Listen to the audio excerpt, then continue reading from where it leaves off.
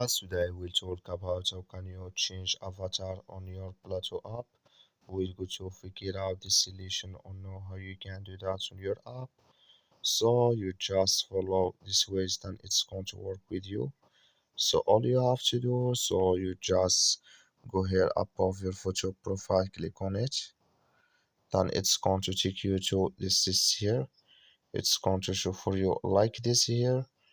So then all you have to do now, just click in this sign. When you just click on it here, it's going to show for you a list like this. You click it on choose avatar, just click on it. In there, can you select any avatar you want to add here on your Plato app? So can you select it?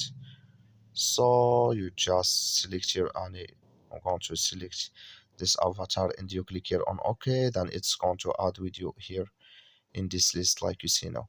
That's all you have to do. That's all. Thank you for watching. Don't forget to support us by liking, subscribe.